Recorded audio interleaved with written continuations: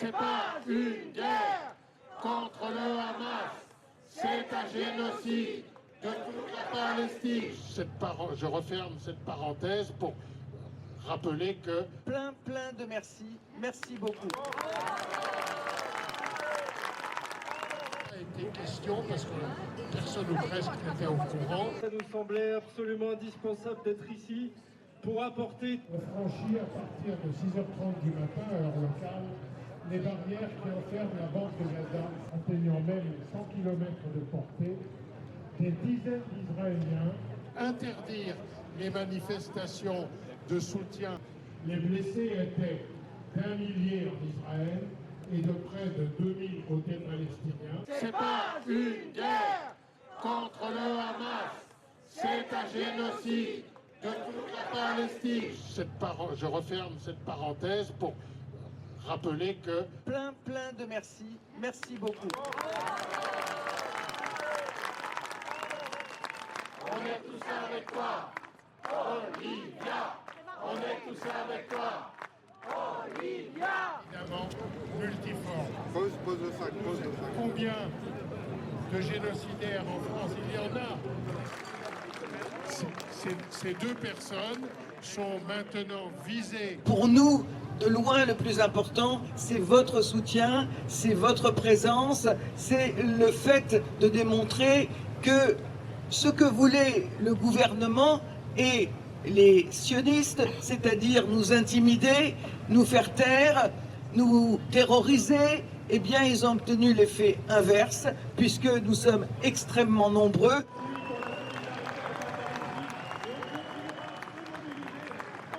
Ce procès est un scandale, il faut une relaxe totale. C'est un scandale parce que tous ceux qui nous font la morale, ils attrapent un communiqué, ils attrapent un bout de phrase, mais en réalité, ils font la morale à tous ceux qui soutiennent les Palestiniens. Tout le mouvement de solidarité avec la Palestine est attaqué.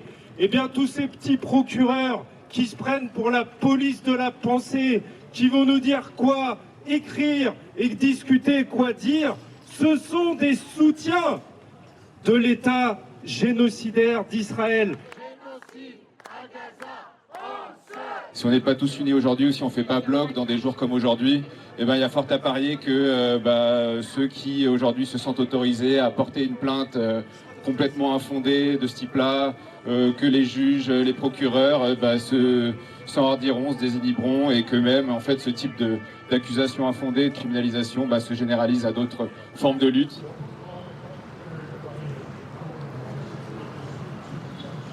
Plus de 2 ans après, présent et bien présent sur le site d'Euro-Palestine.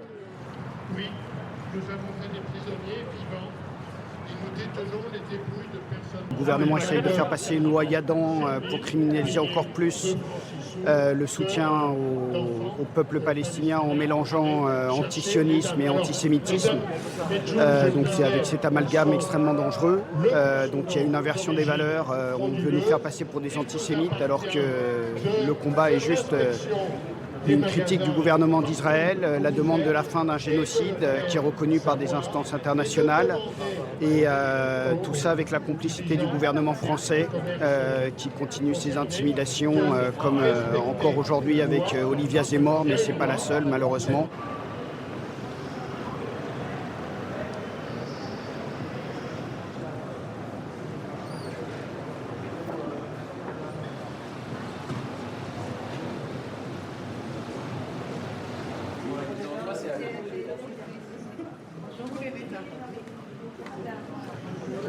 Il a commencé par les combattants palestiniens hors de la bande.